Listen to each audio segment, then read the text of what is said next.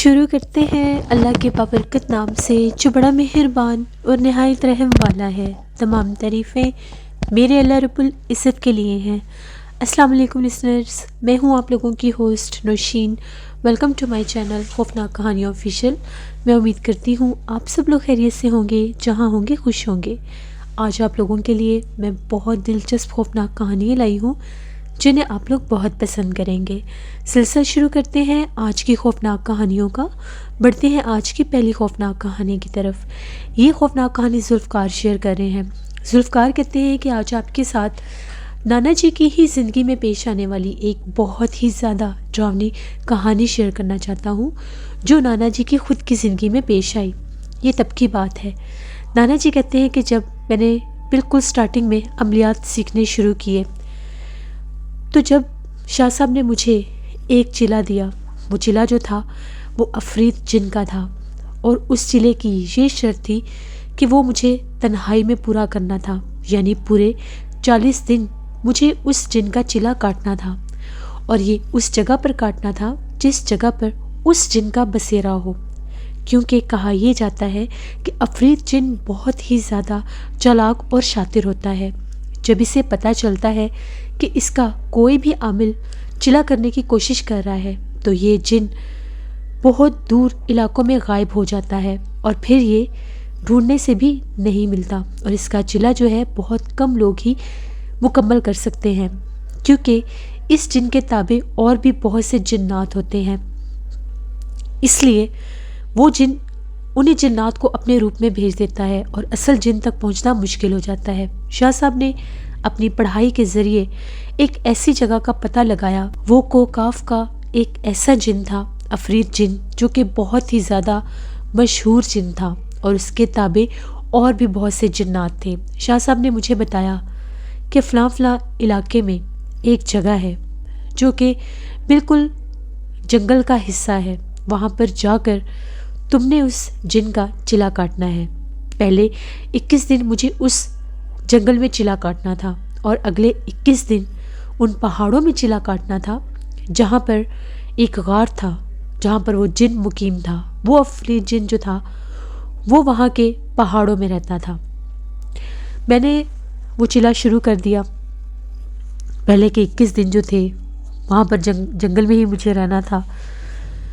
شاہ صاحب نے مجھے ساری بات سمجھائی تھی کہ کس طرح سے مجھے وہاں پر رہنا ہے، کیا کیا پڑھنا ہے، کیا کیا کرنا ہے۔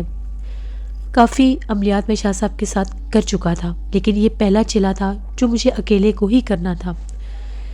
شاہ صاحب کے بتائے ہوئے علاقے میں پہنچ گیا۔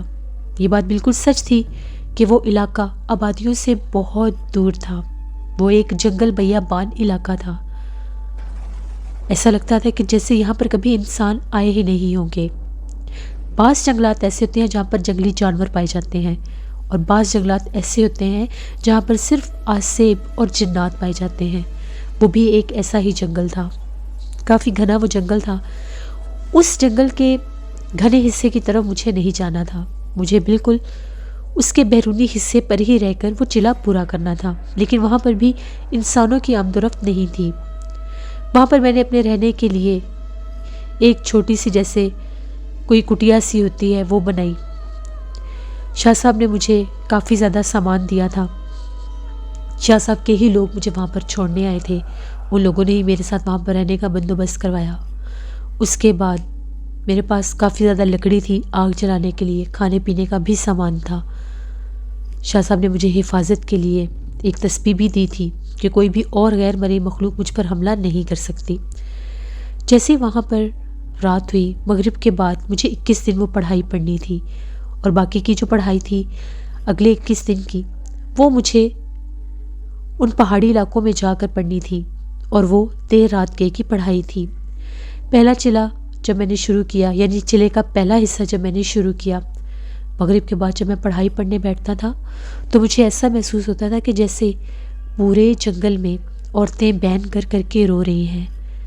وہ جنگلی جانوروں کی آوازیں نہیں تھیں، وہ ایسی ڈراؤنی آوازیں تھیں جس طرح سے بہت سی بوڑھی عورتیں ہیں اور بین کر رہی ہیں، لیکن وہ دکھائی نہیں دیتی تھیں، صرف اور صرف ان کی آنکھیں چمکتی تھیں جو مختلف درختوں پر مجھے دکھائی دیتی تھیں۔ لیکن میرے پاس شاہ صاحب کی دی ہوئی وہ تسبیح تھی اور اللہ کا کرم تھا مجھ پہ۔ اس کے علاوہ میرے پاس قرآن پاک بھی تھا جو میری حفاظت کے لیے تھا۔ مجھے ہر نماز کے بعد قرآن پاک بھی پڑھنا ہوتا تھا۔ وہاں پر میں نے آگ جلائی، اس کے بعد میں نے وہ چلا پڑھنا شروع کیا۔ سارے جنگل میں عجیب و غریب شور تھا۔ جب میں نے اپنی پڑھائی مکمل کر لی تو مجھے باہر رکنے کی اجازت نہیں تھی۔ جو کٹیا سی بنائی ہوئی تھی اس میں ہی جا کر میں سو گیا، کیونکہ اس کے بعد سونا لازم تھا۔ پھر مجھے خواب میں دکھایا گیا کہ جس جگہ پر میں موجود ہوں یہاں پر جنات کے قبیلے ہی قبیلے ہیں۔ وہ جنات چاہ کر بھی مجھے نقصان نہیں پہنچا سکے۔ ایک تو میری حفاظت کے لیے قرآن پاک تھا، دوسرا شاہ صاحب نے مجھے حصار بھی کیا تھا، اور تیسرا ان کی دی ہوئی تسبیح بھی میرے پاس تھی۔ اس کے باوجود میری کٹیا کے آس پاس مجھے آوازیں سنائی دیتی تھیں۔ کوئی پائل پہن کر جیسے چلتا ہو، کوئی چوڑیوں کی چھن چھن جیسے کرتا ہو، کوئی لڑکی کبھی آواز دے کر بولتی ہو تو کسی بچے کی ہنسنے کی اور رونے کی آوازیں۔ اسی طرح 21 دن گزر گئے۔ ان 21 دنوں میں 3 سے 4 راتیں ایسی بھی آئیں جن راتوں میں میں نے وہاں پر کسی کو چلتے پھرتے بھی دیکھا۔ وہ بلند قامت تھے، کچھ سمجھ میں نہیں آتا تھا کہ وہ کون ہے کون نہیں۔ درختوں کے پیچھے سے جھانک کر دیکھتے تھے اور دیکھتے ہی دیکھتے غائب ہو جاتے تھے، لیکن ہر درخت کے اوپر بہت سی آنکھیں چمکتی دکھائی دیتی تھیں۔ اس کے بعد جیسے ہی میرے وہ 21 دن پورے ہوئے، اس کے بعد مجھے شاہ صاحب نے سمجھایا ہوا تھا کہ مجھے آگے کہاں جانا ہے۔ جیسے ہی میں اس جنگل سے باہر نکلا تو وہاں پر ایک گھوڑا اور تانگا میرے انتظار میں کھڑا تھا۔ میں نہیں جانتا ان کو شاہ صاحب نے بھیجا تھا یا وہ کون تھے۔ بہرحال میں اس تانگے میں سوار ہوا۔ وہ جو تانگا چلانے والا جو آدمی تھا اس سے میں نے بات کرنے کی کوشش کی، لیکن اس نے صرف مجھے سلام کیا، اس کے بعد وہ بولا نہیں۔ اس نے اپنا چہرہ چھپایا ہوا تھا۔ اس نے مجھے اپنے تانگے پر بٹھایا اور اس نے تانگا چلانا شروع کر دیا۔ میں نہیں جانتا وہ کس کس علاقے سے مجھے لے کر آیا، لیکن تانگا ایسے چل رہا تھا جس طرح سے تانگا ہوا میں اڑ رہا ہو۔ مجھے بہت ڈر بھی لگ رہا تھا، لیکن تسبیح، قرآن پاک اور اللہ کا کرم میرے ساتھ تھا۔ میں دل ہی دل میں سوچتا ہی جا رہا تھا کہ پتہ نہیں یہ آدمی کون ہے، اس کے ساتھ بیٹھ کر میں نے ٹھیک بھی کیا ہے یا نہیں۔ کالے رنگ کا گھوڑا تھا اور بالکل سفید رنگ کی اس کی وہ پیچھے سے تانگے کا سارا حصہ تھا۔ دیکھتے ہی دیکھتے ایک پہاڑی علاقہ شروع ہو گیا۔ میں نہیں جانتا تھا کہ یہ کون سا پہاڑی علاقہ اور کس جگہ پر ہے، یہاں تک کہ اس نے مجھے اس پہاڑی علاقے میں لا کر بالکل پہاڑوں کے درمیان، بہت اونچے پہاڑ تھے، وہاں پر اتارا۔ میں وہاں پر جب اتر گیا میں نے سارا سامان بھی اتار لیا تو وہاں پر 2 آدمی اور کھڑے تھے۔ ان کی کافی لمبی لمبی داڑھیاں تھیں، ہاتھ باندھ کر کھڑے ہوئے تھے، مجھ سے نظر نہیں ملا رہے تھے، بس ان لوگوں نے سر اونچا کر کے مجھے سلام ہی کیا تھا۔ اس کے بعد ان لوگوں نے میرا سامان اٹھا لیا اور ایک راستے پر چلے گئے۔ وہ جو تانگے والا تھا جیسے وہ ایک دم سے غائب ہو گیا، مجھے نظر ہی نہیں آیا۔ مجھے کچھ سمجھ میں نہیں آ رہا تھا کہ یہ سب میرے ساتھ ہو کیا رہا ہے۔ نہ میں جانتا تھا نہ میں کچھ کر سکتا تھا، بس چپ چاپ میں ان کے ساتھ جا رہا تھا۔ تبھی وہ مجھے ایک ایسی جگہ پر لے کر گئے، ایک بہت بڑا اور گھنا درخت تھا، اس کے نیچے ایک چھوٹا سا کمرہ تھا، جیسے کوئی مٹی کا کمرہ ہو۔ وہاں پر انہوں نے میرا سامان رکھ دیا اور یہ کہا کہ آپ نے یہاں پر اپنا چلا پورا کرنا ہے۔ یہ کہہ کر وہ لوگ چلے گئے۔ اس میں کھانے پینے کا بھی سارا سامان موجود تھا۔ اب میں دل ہی دل میں پریشان تھا کہ پتہ نہیں یہ لوگ کون ہیں، کہاں گئے۔ باہر نکل کر دیکھا تو وہ بھی کہیں نہیں تھے، جبکہ وہاں پر تو آبادی کا نام و نشان بھی نہیں تھا۔ خیر میں نے اپنا چلا کرنا شروع کر دیا۔ رات کو مجھے چلا پورا کرنا تھا، پہلی رات تھی۔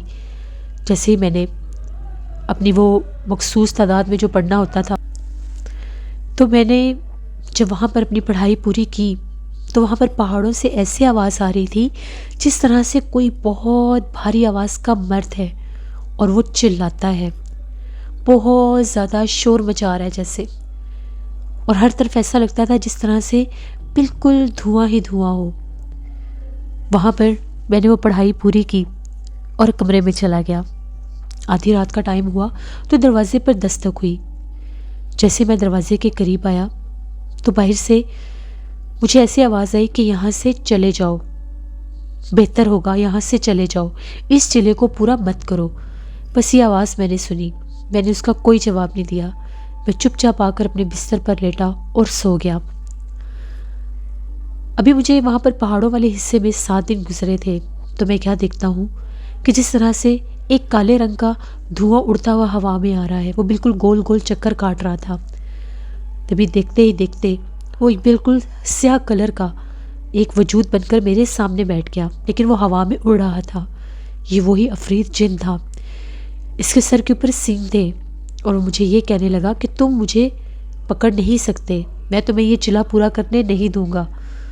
تم نے اس جنگل میں تو چلا پورا کر لیا، اور وہی جنات تمہیں یہاں پر چھوڑ بھی گئے، لیکن یہاں پر میں تمہیں یہ چلا پورا کرنے نہیں دوں گا۔ اس کے بعد وہ کہہ کے مار کر ہنسنے لگا اور میری آنکھوں سے اوجھل ہو گیا۔ ایسے لگا کہ جس طرح سے کوئی آندھی چلنے لگ گئی ہے۔ میں حصار میں ہی رہتا تھا، مجھے شاہ صاحب نے وہ کلام بھی بتائی تھی جو حصار کے لیے پڑھنی پڑتی تھی۔ میں نے پھر سے اپنا کام پورا کیا۔ ابھی 21 دن پورے ہونے میں چند دن باقی تھے، تو میں کیا دیکھتا ہوں جیسے کوئی شخص دور سے چلتا ہوا آ رہا ہے۔ اس کا قد بہت دراز تھا۔ وہ آیا اور آ کر میرے سامنے بیٹھ گیا۔ وہاں پر ایک دم سے موسم بہت ٹھنڈا ہو گیا، ایسا لگ رہا تھا جیسے سرد دسمبر کی راتیں ہوں۔ اس کے ہاتھ میں ایک بہت بڑا برتن تھا، اس برتن میں دہکتے ہوئے کوئلے تھے۔ وہ کوئلے اس نے بالکل میرے قریب کر کے رکھ دیے۔ ان کی گرمائش مجھے بہت سکون دے رہی تھی۔ وہ یہ چاہ رہا تھا کہ میں اپنے حصار سے باہر نکلوں اور وہ مجھے نقصان پہنچا سکے۔ یہ وہی عفریت جن تھا جو ایک آدمی کے روپ میں میرے سامنے آیا تھا۔ وہ مجھے بار بار یہ کہہ رہا تھا، اس آگ کے پاس آ کر بیٹھ جاؤ، تمہیں سکون ملے گا۔ لیکن میں نے اس کی کسی بات پر توجہ نہیں دی، اور میں نے اسی طرح سے اپنی پڑھائی پوری کرنے کی پوری کوشش کی۔ اس کی آنکھیں بہت زیادہ بڑی اور سرخ رنگی تھیں۔ تبھی اس نے وہ برتن اپنے آگے گھسیٹ لیا، اور وہ جو کوئلے تھے ان کو کھانا شروع کر دیا۔ وہ دیکھتے ہوئے انگارے وہ کھانے لگ گیا۔ بہت دل دہلا دینے والا منظر تھا، یہاں تک کہ وہ سارے کوئلے کھا گیا۔ تبھی وہ اٹھا، کچھ قدم آگے بڑھا اور غائب ہو گیا۔ جو چلے کی آخری رات تھی، اس رات وہاں پر بہت شور شرابہ تھا، بہت زیادہ۔ وہاں پر ایسے لگ رہا تھا جیسے دور دور سے ڈھول بج رہے ہیں اور جیسے کسی کی بارات آ رہی ہو۔ وہ اتنا شور تھا کہ جیسے کانوں کے پردے پھٹ جائیں گے۔ سینکڑوں لوگ تھے جو ڈھول بجا رہے تھے، اور آسمان کا رنگ ایسے ہو رہا تھا رات کے وقت بھی جیسے سرخ ہو گیا ہو اور سرخ رنگ کی آندھی ہو۔ وہ جتنے بھی لوگ تھے ان کی آنکھیں جو تھیں وہ بہت روشن اور سرخ رنگ کی تھیں۔ میں نے اللہ کے کرم سے، اللہ کے حکم سے اپنا چلا پورا کر لیا۔ اس وقت بھی وہاں پر بہت سخت آندھی آئی۔ جیسے میں نے اپنی پڑھائی پوری کی، میں چپ چاپ اٹھا اور کمرے کے اندر چلا گیا اور دروازہ بند کر لیا۔ ساری رات باہر کوئی دروازہ کھٹکھٹاتا رہا اور بیٹھ کر روتا رہا۔ میں نے کسی بات کا کوئی جواب نہیں دیا اور نہ ہی دروازہ کھول کر باہر سے دیکھا۔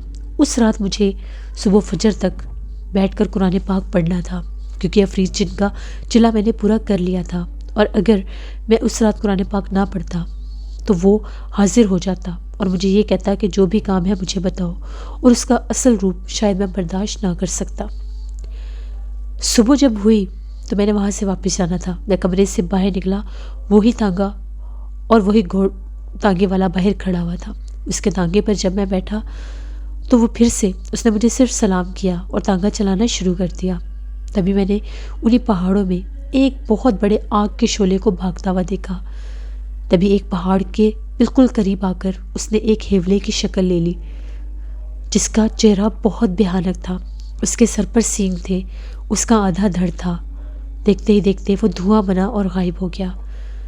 مجھے نہیں پتا کہ اتنی جلدی وہ گھوڑ سوار کیسے مجھے شاہ صاحب کے بالکل حجرے کے باہر چھوڑ گیا۔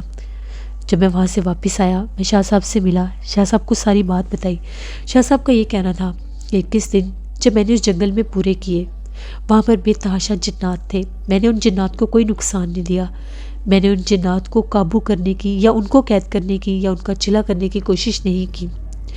تو وہاں پر مسلم جنات بھی تھے، انہیں جنات نے میری مدد کی جو شاہ صاحب کے والد صاحب کے مرید تھے۔ یہ وہی جن تھے جو گھوڑا اور تانگا لے کر وہاں پر آئے تھے اور جنہوں نے میرے وہاں پر رہنے کا بھی بندوبست کیا۔ شاہ صاحب کا یہ کہنا تھا کہ وہ ان کے پاس بھی آئے تھے، ان کو ملنے کے لیے بھی آئے تھے، کہ ہم نے آپ کے آدمی کو اس کی جگہ پر پہنچا دیا ہے اور ہم اس کی پوری حفاظت بھی کریں گے کہ وہ عفریت جن ان کو نقصان نہ پہنچا سکے۔ یہاں تک کہ شاہ صاحب نے یہ کہا کہ اس نے بہت دفعہ کوشش کی، وہ کالے سانپ کے روپ میں، اژدہا سانپ کے روپ میں اس کمرے کے ارد گرد چکر کاٹتا تھا، لیکن جب بھی وہ وہاں پر آتا تھا تو وہاں پر وہ جنات اس کو تمہارے قریب آنے نہیں دیتے تھے۔ وہ اصل روپ میں تو تمہارے سامنے نہیں آیا، لیکن اب تم اس کے عامل بن چکے ہو۔ اب جہاں کہیں بھی عفریت جن ہوں گے تمہیں دکھائی دیں گے، اور جب کبھی بھی تمہارے پاس کوئی ایسا انسان آئے گا جس کے اوپر عفریت جن کا بسیرا ہوگا تو تم اس کو دم کرو گے، اس کو تعویذ لکھ کر دو گے تو وہ ٹھیک ہو جائے گا اور وہ جن اس سے دور چلا جائے گا۔ پھر شاہ صاحب نے مجھے وہ تعویذ بھی بتائے جو عفریت جن سے ریلیٹڈ تھے۔ وہاں پر شاہ صاحب نے مجھے اسی کتاب میں اس کی اصل جو شکل بنی ہوئی تھی وہ بھی دکھائی۔ وہ بالکل ہو بہو وہی تھی جو میں نے پہاڑوں پر دیکھی تھی، جس کا آدھا دھڑ تھا وہ بہت بھیانک تھا، اس کے سر پر سینگ تھے، اس کی آنکھوں میں انگارے دہک رہے تھے، اور وہ جو اس کا آدھا دھڑ ہے وہ بھی ایسا لگتا ہے جس طرح سے اس میں سے بھی صرف اور صرف آگ ہی نکل رہی ہے۔ نانا جی کہتے ہیں اس طرح سے میں نے عفریت جن کا وہ چلا پورا کیا۔ نانا جی نے یہ سب اس لیے کیا کیونکہ نانا جی کو بہت زیادہ ایک شوق تھا، ایک جنون تھا عامل بننے کا، اس لیے وہ ہر خطرہ مول لینے کے لیے وہ جو بھی ان کو چلا کروایا جاتا تھا وہ کرتے تھے۔ ان پر اللہ کا کرم تھا اور ان میں ہمت بھی بہت زیادہ تھی، اور ان کے استاد جو شاہ صاحب تھے وہ خود بہت بڑے عامل تھے۔ بہت سے جنات ان کے بھی مرید تھے جو کوہکاف سے ان کے پاس آتے تھے، جہاں کہیں بھی جنات ہوتے تھے شاہ صاحب کو دکھائی دیتے تھے۔ یہ نانا جی نے ہمیں اپنی کہانی سنائی جو میں نے آپ کے ساتھ شیئر کی۔ بہت شکریہ ذوالفقار آپ کا۔ پڑھتے ہیں ایک اور خوفناک کہانی کی طرف۔ یہ خوفناک کہانی سلیم شیئر کر رہے ہیں۔ سلیم کہتے ہیں میں کراچی کا رہنے والا ہوں اور آج آپ کے ساتھ اپنی زندگی میں پیش آنے والی ایک بہت ہی زیادہ ڈراؤنی کہانی شیئر کرنا چاہتا ہوں۔ آج سے 15 سال پہلے کی بات ہے۔ ہم لوگوں کو کراچی گئے ہوئے ابھی 3 سال ہوئے تھے۔ میری بیٹی جو تھی وہ بالکل چھوٹی سی تھی، اس وقت اس کی ایج 3.5 سال ہوگی۔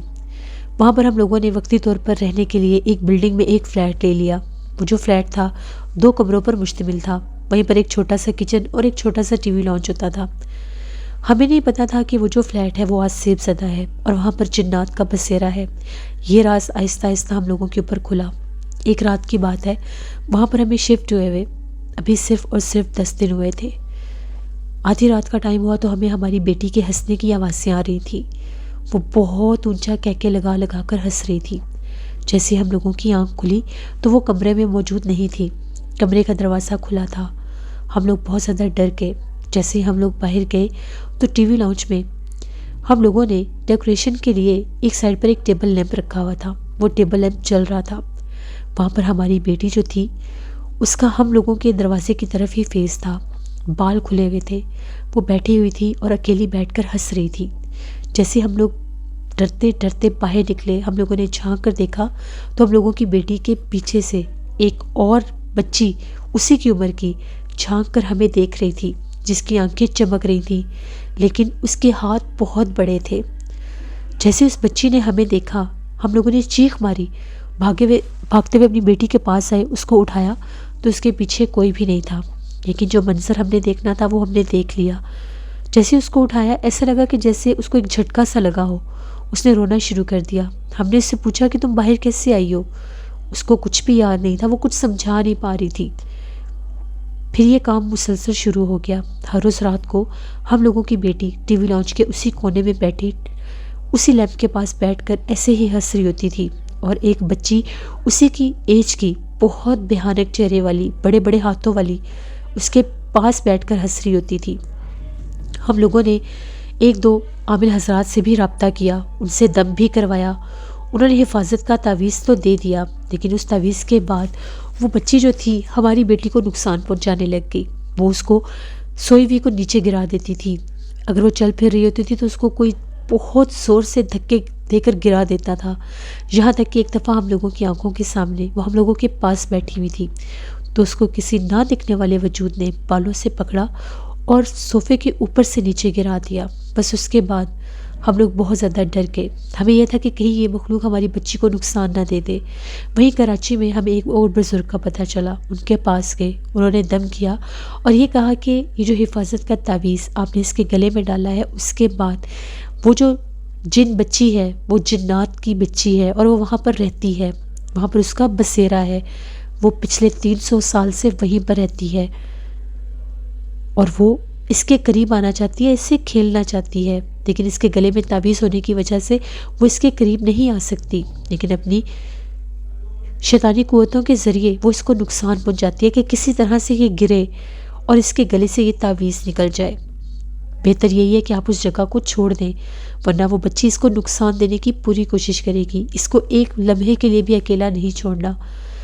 ہم لوگوں نے جب یہ بات سنی، ہم لوگ اسی دن جب واپس آئے تو میں نے اپنی مسز اور اپنی بیٹی کو میرے ایک دوست تھے ان کی فیملی کے پاس چھوڑا. اسی دن میں نے وہاں سے اپنا سامان اٹھا لیا اور وہ فلیٹ چھوڑ دیا. جب وہاں سے میں سامان اٹھا رہا تھا تو وہاں پر میں نے بہت عجیب و غریب کھلونے دیکھے. وہ جو کھلونے تھے اتنے ان کے ڈرامنے چہرے تھے، زیادہ تر گڑیا ہی تھیں جن کی آنکھیں نوچی ہوئی تھیں، جن کے چہرے جلائے ہوئے تھے، جن کی ٹانگیں اور بازو ٹوٹے ہوئے تھے. میں بہت خوفزدہ تھا. اس گھر سے وہ جو گڑیا تھی وہ لاتعداد ملی، ہر کونے میں ملی، جبکہ جب ہم لوگوں نے وہاں پر سامان رکھا ہوا تھا تب وہاں پر ایسا ویسا کچھ بھی نہیں تھا. پھر ہم لوگوں نے وہ فلیٹ چھوڑ دیا. یہ ہم لوگوں کی زندگی کی ایک کہانی تھی جو میں نے آپ کے ساتھ شیئر کی. بہت شکریہ سلیم آپ کا. جس سے یہ تھی آج کی خوفناک کہانی. اپنا فیڈ بیک مجھے ضرور دیں آپ لوگوں کو کیسی لگی. آپ لوگ بھی اپنی خوفناک کہانی شیئر کر سکتے ہیں. ڈسکرپشن باکس میں دیے گئے ای میل آئی ڈی nusheen57@gmail.com پر. اس کے علاوہ آپ لوگ مجھے کومنٹ باکس میں بھی سٹوری شیئر کر سکتے ہیں. ہارر سٹوریز آفیشیل پر بہت جلد میں کوئی ناول سٹارٹ کروں گی اور نوشین ڈیلی روٹین پر بھی ولاگنگ کرتی ہوں، اس کو وزٹ کریے. Neela voice official, horror novel official میری سسٹر کا چینل ہے، ان کو بھی سبسکرائب کریں اینڈ سپورٹ کریں. ریئل گھوسٹ سٹوری میرے بھائی کا چینل ہے، ان کو بھی جا کر سبسکرائب کریں اینڈ سپورٹ کریں. کچھ لوگ میرے سے لنک مانگ رہے تھے تو کمیونٹی ٹیب میں ان کے چینل کا لنک آپ کو مل جائے گا. آپ لوگ میرے چینل پر جا کر کمیونٹی ٹیب کو ایک دفعہ پریس کریں تو آپ کو وہاں سے ان کا چینل مل جائے گا. اپنا بہت سا خیال رکھیں. ٹھنڈ بہت زیادہ ہو رہی ہے، دھند بہت زیادہ ہو رہی ہے. غیر ضروری گھر سے باہر مت نکلیں. اپنے بچوں کا، اپنے بزرگوں کا بہت خیال رکھیں. میری ڈھیروں دعائیں آپ سب کے ساتھ ہیں. اپنی ڈھیروں دعاؤں میں مجھے، میری فیملی کو ضرور یاد رکھیے گا. Thank you for watching. Stay blessed. اللہ نگہبان.